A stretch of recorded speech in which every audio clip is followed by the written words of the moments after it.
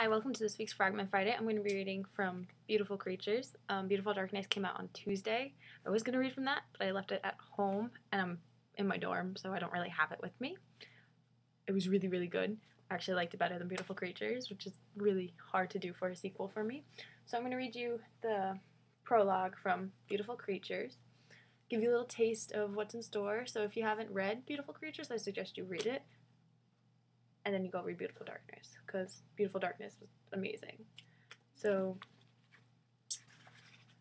this is the prologue. It's called Before, and it's titled The Middle of Nowhere.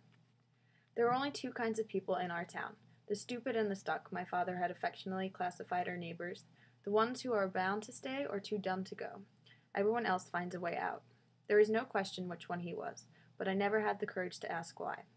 My father was a writer, and we lived in Gatland, South Carolina, because the Waits had always had, since my great-great-great-great-granddad, Ellis Waite, fought and died on the other side of the Santee River during the Civil War. Only folks down here don't call it the Civil War. Everyone under the age of 60 calls it the war between the states, while everyone over 60 calls it the War of Northern Aggression, as if somehow the North had baited the South into war over a bad bale of cotton. Everyone, that is, except my family. We call it the Civil War. Just another reason I couldn't wait to get out of here. Gatland wasn't like the small towns you saw in the movies, unless it was a movie from about 50 years ago. We were too far from Charleston to have a Starbucks or a McDonald's. All we had was a Dairy Queen, since the Gentrys were too cheap to buy all the new letters when they brought the Dairy King. The library still had a card catalog, the high school still had chalkboards, and our community pool was Lake Moultrie, warm brown water and all.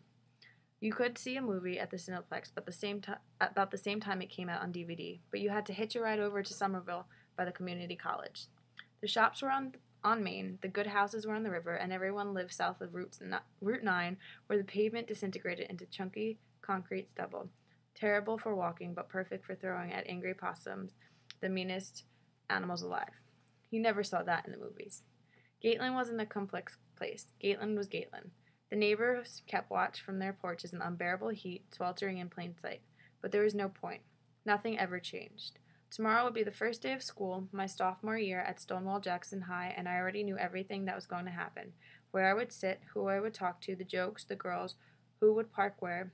There were no surprises in Gatland County. We were pretty much the epicenter of the middle of nowhere. At least that's what I thought when I closed my battered copy of Slaughterhouse-Five, clicked off my iPod, and turned out the light on the last night of summer. Turns out, I couldn't have been more wrong. There was a curse, there was a girl, and in the end, there was a grave. I never even saw it coming. So that's the prologue. Sorry if I read that really bad. I'm very tired. I have to finish the essay right now. So go check it out. It's really good. So you can check out my review for Beautiful Darkness on the blog, and have a good Friday.